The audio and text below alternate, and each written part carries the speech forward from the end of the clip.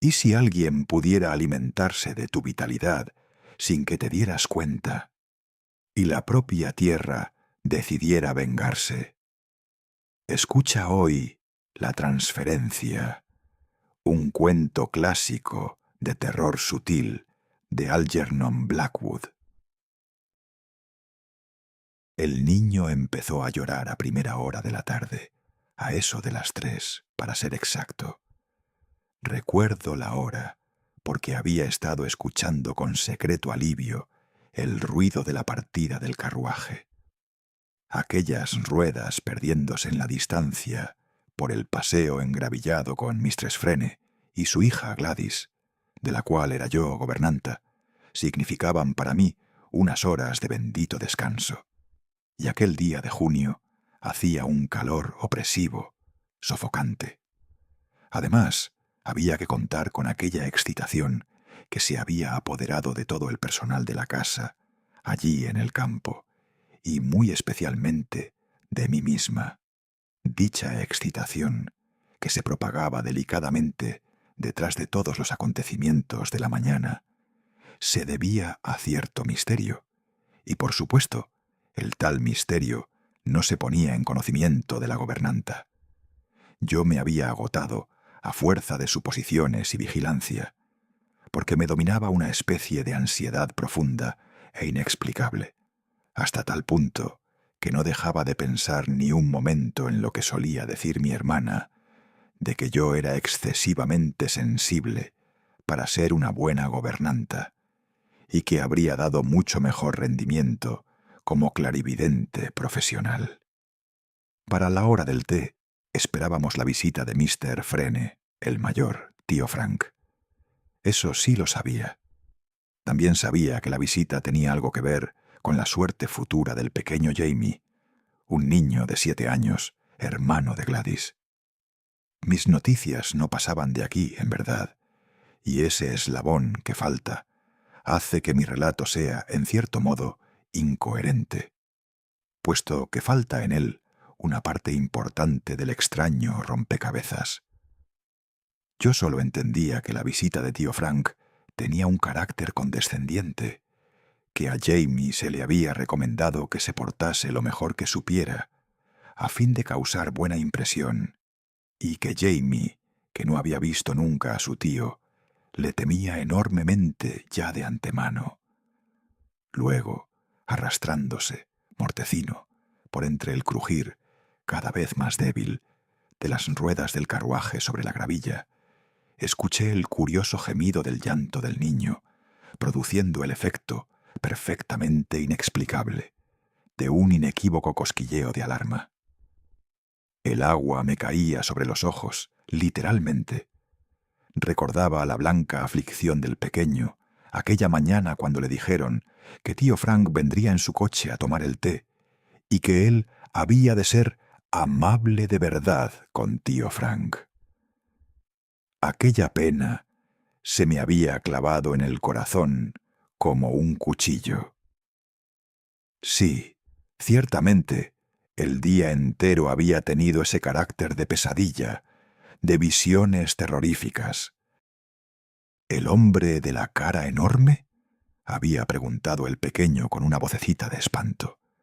Y luego había salido, mudo, de la habitación, disolviéndose en un llanto que ningún consuelo lograba calmar. He ahí todo lo que yo había visto, y lo que pudiera expresar el niño con aquello de la cara enorme, solo me llenaba de un vago presentimiento. Aunque en cierto modo vino como una relajación, como una revelación súbita del misterio y la excitación que latían bajo la quietud de aquel bochornoso día de verano. Yo temía por el pequeño, porque entre toda la gente vulgar que poblaba la casa, Jamie era mi preferido, aunque profesionalmente no tuviera nada que ver con él. Era un niño muy nervioso, ultrasensible, y a mí se me antojaba que nadie le comprendía, y menos que nadie sus buenos y tiernos padres. De modo que su vocecilla plañidera me sacó de la cama y me llevó junto a la ventana en un instante, lo mismo que una llamada de socorro. La atmósfera de junio se extendía sobre el extenso jardín como una manta. Las maravillosas flores, que eran el deleite de Mr. Frene, colgaban inmóviles. Los céspedes, tan suaves y espesos, amortiguaban todos los otros sonidos. Solo las limas y las bolas de nieve zumbaban de abejas. A través de aquella atmósfera callada de calo, el sonido del llanto del niño venía, flotando, débilmente hasta mis oídos, como desde una gran distancia. La verdad es que ahora me maravilla que lo oyese, porque un momento después veía a Jamie abajo, más allá del jardín, con el vestido blanco de marinero, solo, completamente solo, a unos 200 metros de distancia. Estaba junto a aquel espacio en el que no crecía nada, el rincón prohibido. Entonces me invadió repentinamente una debilidad, una flaqueza de muerte, al verle allí nada menos, allí precisamente, a donde no se le permitía nunca ir, y a donde, por otra parte, el más profundo terror solía impedirle ir. El verle plantado allí, solitario, en aquel punto singular, y sobre todo el oírle llorar en aquel rincón, me despojaron momentáneamente del poder de actuar. Luego, antes de poder recobrar la compostura para llamarle, Mr. Frene apareció por la esquina, viniendo de Lower Farm con los perros, y al ver a su hijo, hizo lo que tenía pensado hacer yo. Con su voz potente, campechana, cordial, le llamó. Y Jamie se volvió y echó a correr como si un determinado embrujo se hubiera roto en el último momento, en el instante preciso. El niño corrió hacia los abiertos brazos de aquel padre bondadoso, pero que no le comprendía, y que lo trajo adentro de la casa, subido sobre los hombros, mientras le preguntaba a qué venía todo aquel alboroto. Pisándoles los talones, seguían los perros de pastor, ladrando ruidosamente e interpretando lo que Jamie solía llamar el baile de la gravilla, porque con los pies levantaban la húmeda gravilla del suelo. Yo me aparté rápidamente de la ventana para que no me vieran.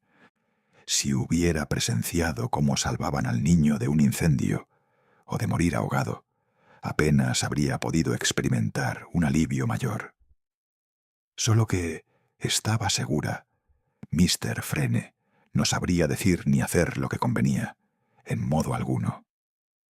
Protegería al niño de sus vanas imaginaciones, pero no con la explicación que pudiera remediarle de verdad.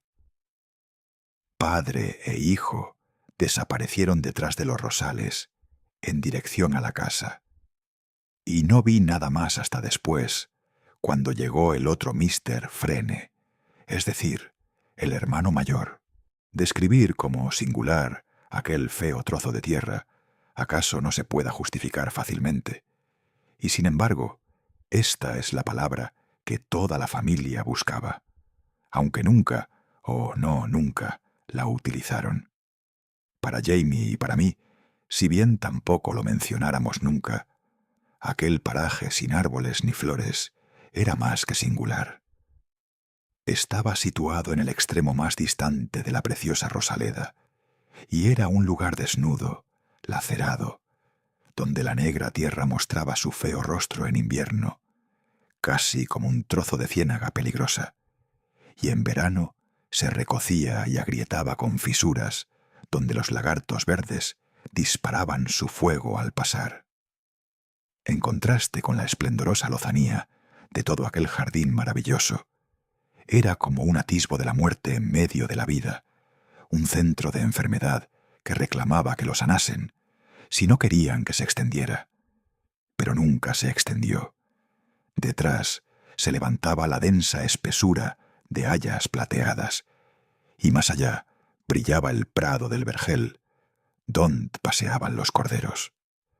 Los jardineros explicaban de una manera muy simple su desnudez. Decían que por culpa de las pendientes que formaba el terreno a su alrededor, el agua que caía allí corría y se marchaba inmediatamente, sin que quedara la necesaria para dar vida a la tierra. Yo no sé nada a este respecto.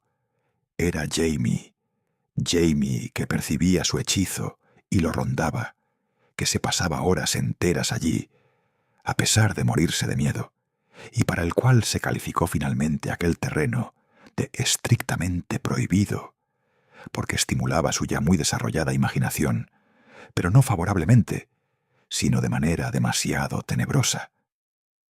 Era Jamie quien enterraba ogros allí, y oía gritar aquel suelo con voz terrena, y juraba que a veces, mientras lo estaba contemplando, su superficie temblaba, y en secreto le daba alimento, bajo la forma de pájaros, o ratones, o conejos que hallaba muertos en sus excursiones.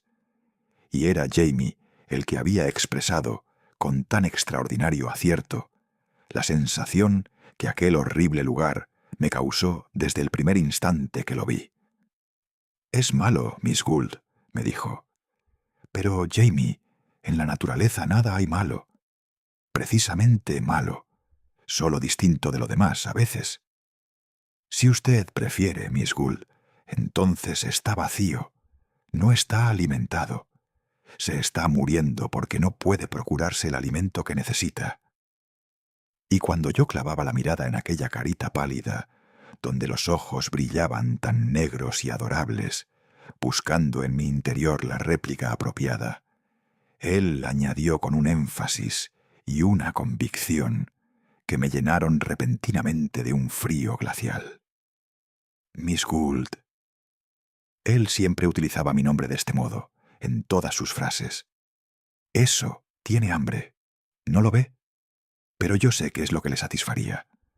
Solo la convicción de un niño hablando muy en serio habría justificado, acaso, que se prestara oídos por un momento siquiera a una idea tan disparatada. Pero para mí, que opinaba que aquello que un niño imaginativo creyera tenía verdadera importancia, vino como un tremendo y desazonador impacto de realidad. Jamie, a su manera exagerada, había cogido el filo de un hecho pasmoso. Una insinuación de oscura, no descubierta verdad, había saltado dentro de aquella imaginación sensitiva.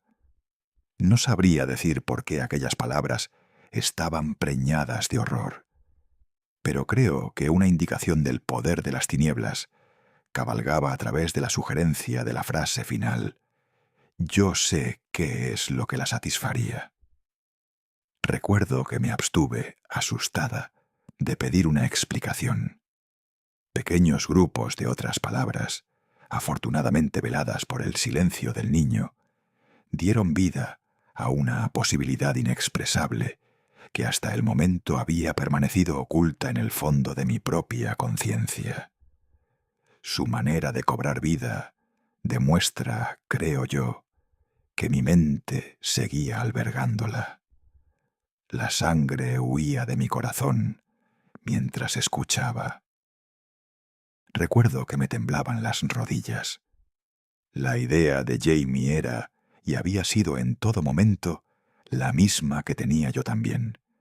Y ahora, mientras permanecía tendida en la cama y pensaba en todo aquello, comprendía la causa de que la llegada del tío del niño implicas una experiencia que envolvía el corazón del niño en un sudario de terror, con una sensación de auténtica pesadilla que me dejaba demasiado débil para resistir la absurda idea, demasiado trastornada, en verdad, para discutirla o rechazarla a fuerza de razonamiento. La única manera que tengo de ponerla en palabras, puesto que el horror de las pesadillas no se puede expresar de verdad, parece ser esta: que realmente en aquel trozo agonizante de jardín faltaba algo que aquel suelo buscaba eternamente, algo que una vez hallado y asimilado lo volvería tan fértil y vivo como el resto. Más aún, que existía una persona en el mundo que podía prestarle este servicio. Mr. Frene, el mayor, en una palabra, tío Frank, era la persona que con su abundancia de vida podía suplir aquella falta inconscientemente, porque esta relación entre el moribundo estéril trozo de terreno, y la persona de aquel hombre vigoroso, sano, rico, triunfador, se había alojado ya en mi subconsciente aún antes de que yo me diera cuenta de ella. Era indudable, tenía que haber morado allí desde el principio, aunque escondida. Las palabras de Jamie, su repentina palidez, el emocionado vibrar de asustada expectación, revelaron la placa. Pero había sido su llanto, solo allí, en el rincón prohibido, lo que la impresionó. La fotografía brillaba, enmarcada delante de mí, en el aire. Me cubrí los ojos. De no haber temido el enrojecimiento, el hechizo de mi rostro desaparece como por ensalmo si no tengo los ojos despejados. Habría llorado.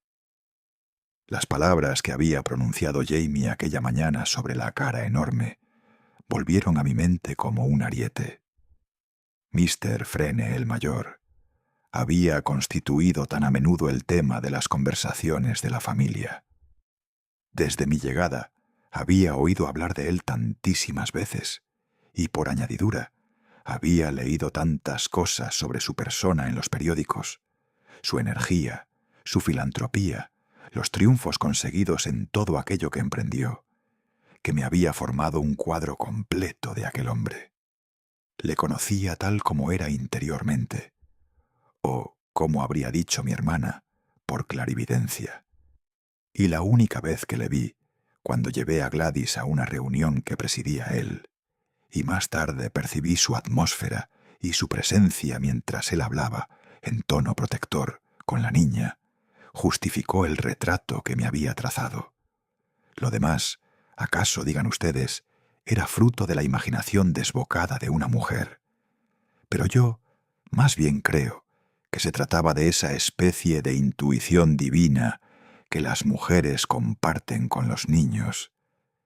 Si se pudiera hacer visibles las almas, apostaría la vida en favor de la realidad y la fidelidad del retrato que me había trazado. Porque el tal Mr. Frene era un hombre que cuando estaba solo se quedaba alicaído y adquiría vitalidad estando en medio de la gente, porque utilizaba la vitalidad de los demás. Era un artista supremo, si bien inconsciente, en la ciencia de apoderarse del fruto del trabajo y la vida de los otros, en provecho propio. Actuaba como un vampiro, sin saberlo él mismo, no cabe duda, sobre todos aquellos con quienes entraba en contacto. Los dejaba exhaustos, cansados, inermes. Se alimentaba de lo de los demás, de manera que mientras en un salón lleno a rebosar, brillaba y resplandecía, a solas, sin vida que absorber, languidecía y declinaba. Si uno se hallaba en la vecindad inmediata de aquel hombre, sentía cómo su presencia se le llevaba todo lo que tuviera dentro.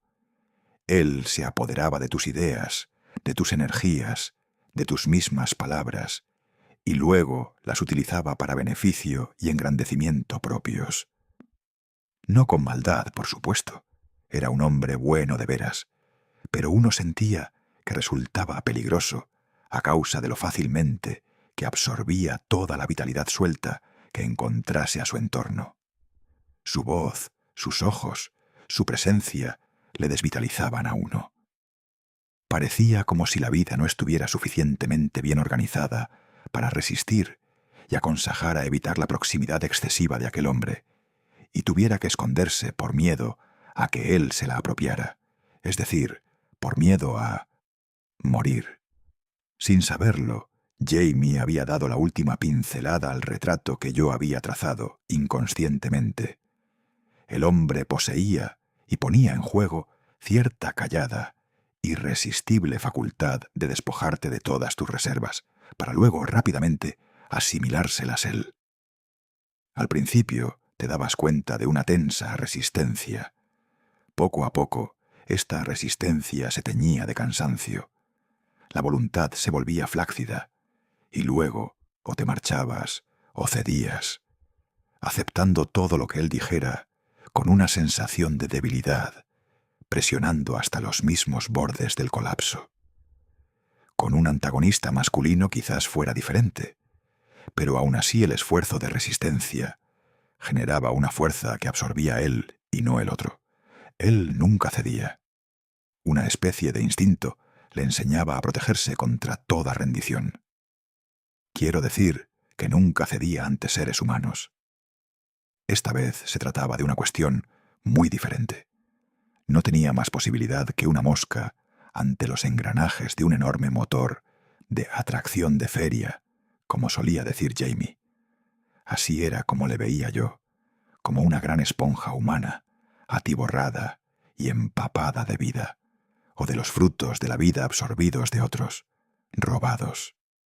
Mi idea de un vampiro humano quedaba confirmada. Aquel hombre andaba por el mundo transportando aquellas acumulaciones de vida de los demás. En este sentido, su vida no le pertenecía realmente. En cierto modo, me figuro, no la tenía tan plenamente bajo su dominio como se imaginaba. Y dentro de una hora, ese hombre estaría aquí. Me fui a la ventana.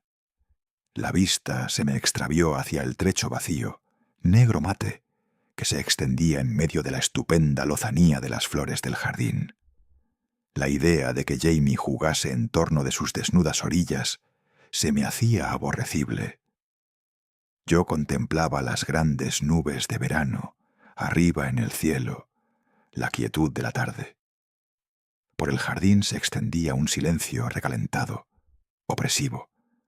No recordaba otro día tan sofocante, tan inmóvil, un día tendido allí, aguardando. También el personal de la casa aguardaba. Esperaba que Mr. Frene llegase de Londres con su gran automóvil. Y jamás olvidaré la sensación de encogimiento y pena glaciales con que escuché el roncar del coche. Tío Frank había llegado. Habían servido el té en el césped, bajo las limas, y Mistress Frene y Gladys, de regreso de la excursión, se habían sentado en sillones de mimbre. Mr. Frene, el menor, esperaba en el vestíbulo para dar la bienvenida a su hermano, pero Jamie, según supe más tarde, había manifestado una alarma tan histérica y ofrecido una resistencia tan desesperada que se consideró más prudente tenerle en su habitación. Quizá, después de todo, su presencia no fuese necesaria. Se adivinaba perfectamente que la visita tenía algo que ver con el lado desagradable de la vida. Dinero, capitulaciones o qué sé yo. Nunca me enteré bien. Solo supe que los padres de Jamie estaban ansiosos y que había que ganarse la benevolencia de tío Frank. No importa. Eso no tiene nada que ver con el asunto. Lo que sí tuvo que ver, de lo contrario, no escribiría yo esta narración, es que Mistress Frene me hizo llamar, pidiéndome que bajase luciendo mi bonito vestido blanco, si no me importaba, y que yo estaba aterrorizada, aunque al mismo tiempo halagada, porque aquello significaba que una cara bonita se consideraba una preciada adición al panorama que le ofrecían al visitante. Además, por raro que parezca, yo sentía que mi presencia era, en cierto modo, inevitable. Que fuese por la razón que fuere, estaba previsto que yo presenciara lo que presencié.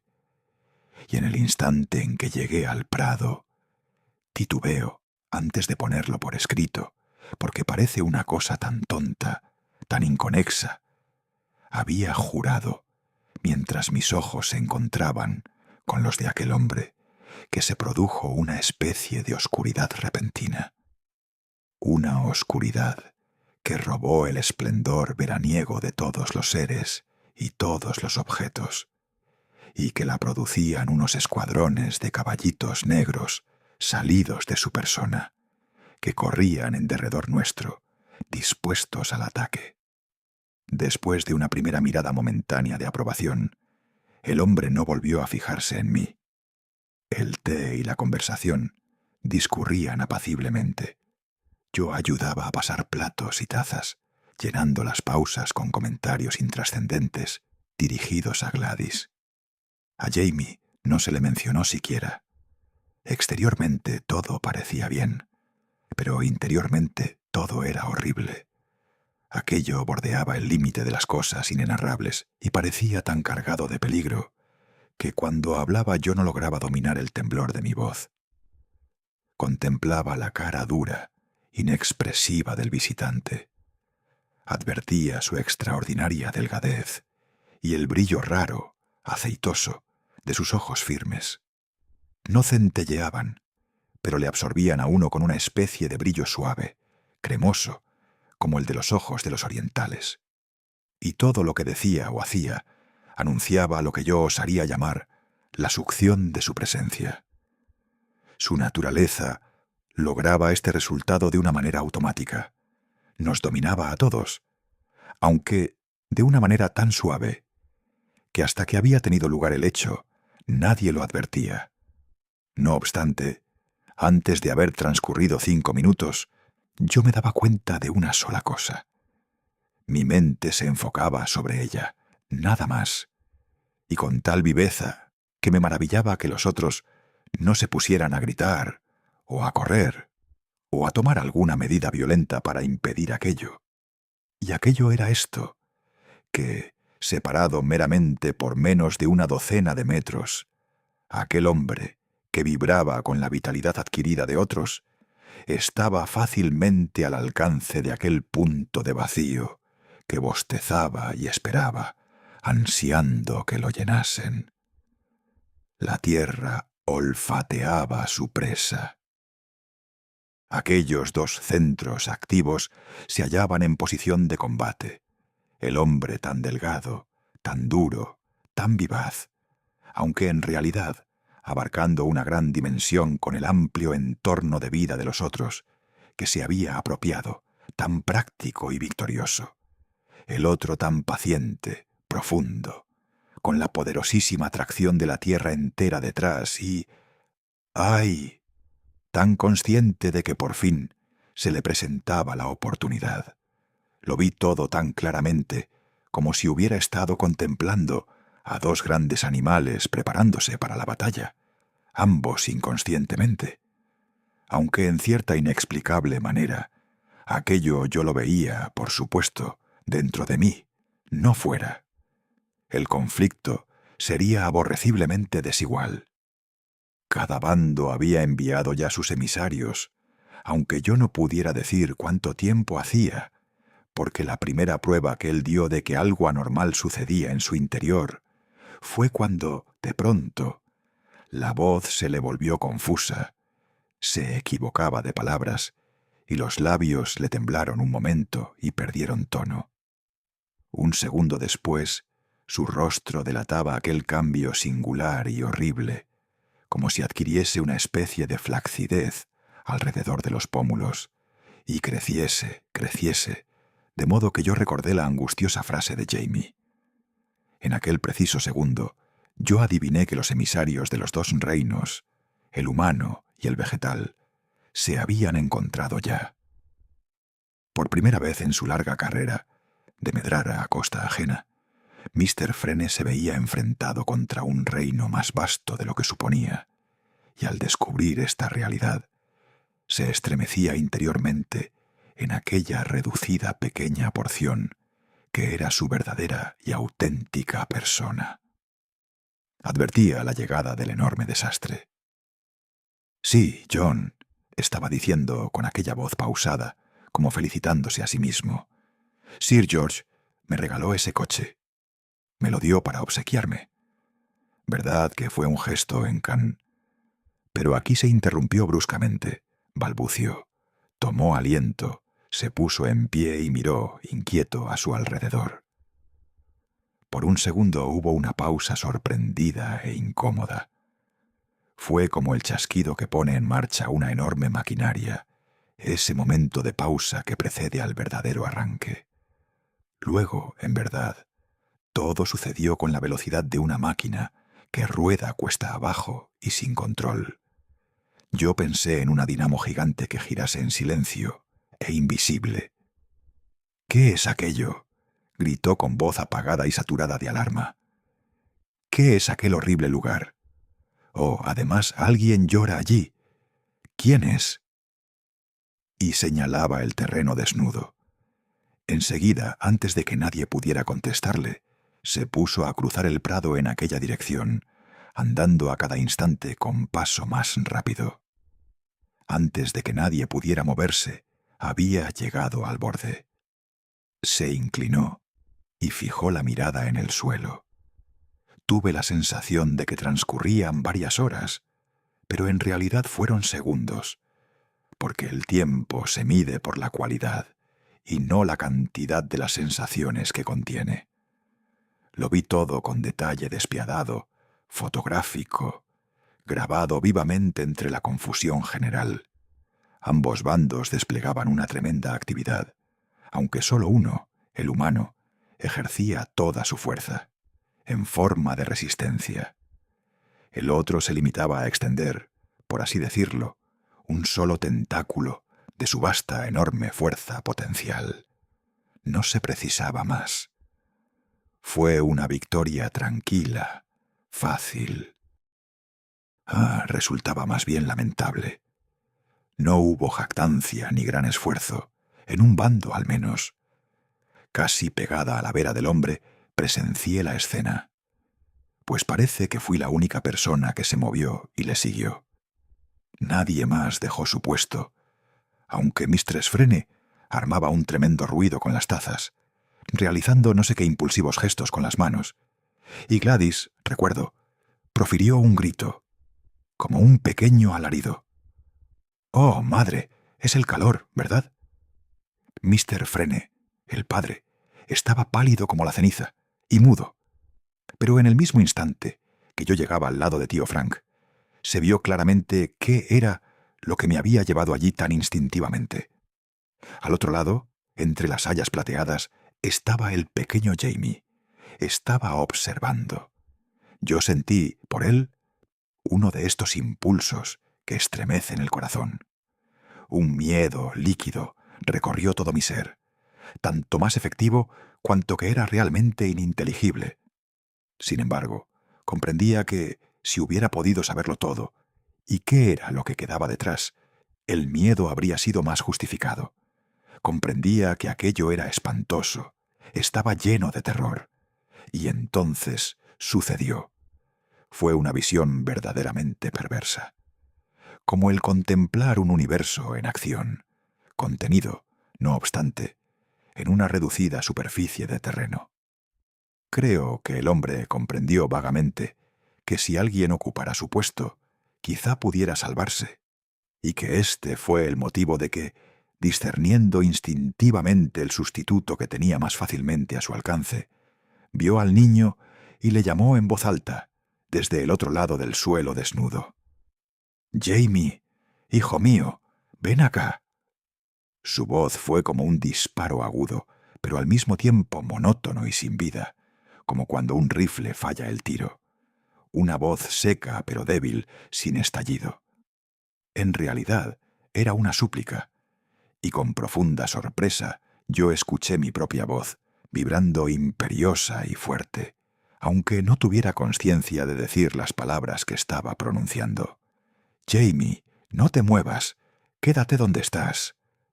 Pero Jamie, el pequeñín, no obedeció a ninguno de los dos. Se acercó todavía más al borde y se quedó plantado allí, riendo. Yo escuchaba aquella risa, pero habría jurado que no procedía de él. Era la tierra, el trecho de suelo desnudo el que producía aquel sonido. Mr. Frene se volvió de costado, levantando los brazos. Vi su cara dura, descolorida, ensanchándose un poco, desparramarse por el aire y caer hacia el suelo. Y vi que, al mismo tiempo, le ocurría algo similar a toda su persona, porque se perdió en la atmósfera, en un chorro de movimiento. Por un segundo, la cara me hizo pensar en esos juguetes de caucho de los que tiran los niños.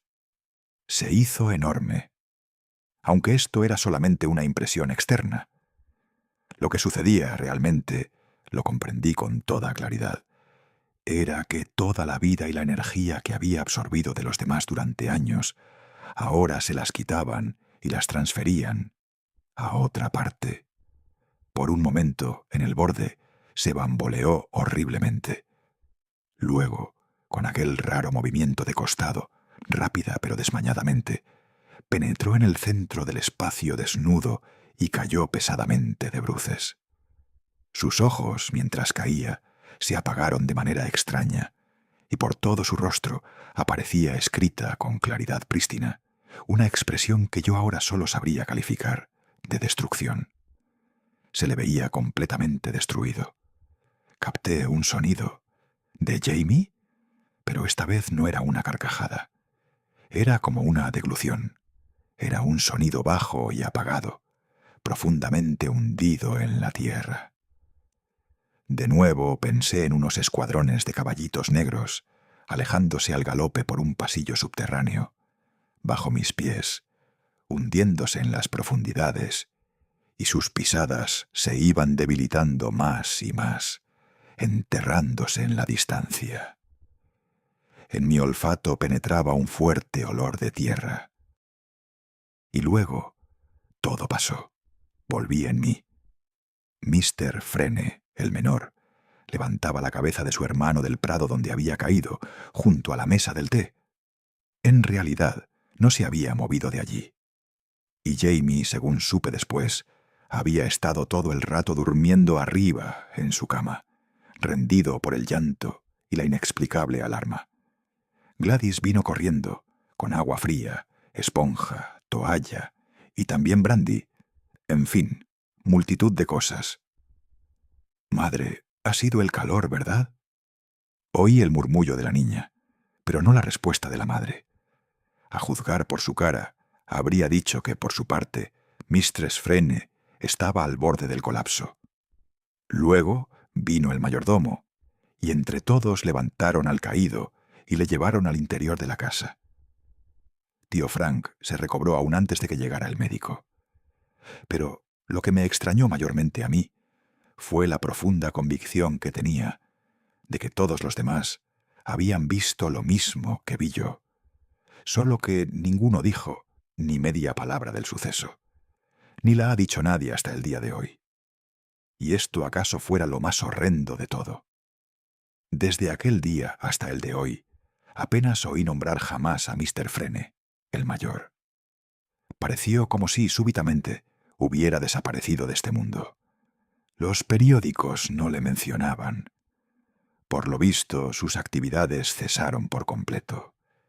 Sea como fuere, la vida que llevó luego se distinguió por su inanidad. Realmente, nunca hizo nada digno de la mención pública. Aunque también puede ser que, habiendo dejado de estar a las órdenes de Mistress Frene, no tuviera yo ocasión alguna de enterarme de nada. Sin embargo, la vida ulterior de aquel trozo estéril de jardín siguió un rumbo completamente distinto. Que yo sepa, los jardineros no procedieron a ninguna enmienda de su suelo, ni se abrió ningún desagüe, ni se trajo tierra nueva. Pero ya antes de que me marchase yo, al verano siguiente, había cambiado. Permanecía sin cultivar, pero poblado de grandes y lozanas hierbas y enredaderas, fuertes, bien alimentadas, reventando literalmente de vida. Así termina este relato de Algernon Blackwood. Que descanses.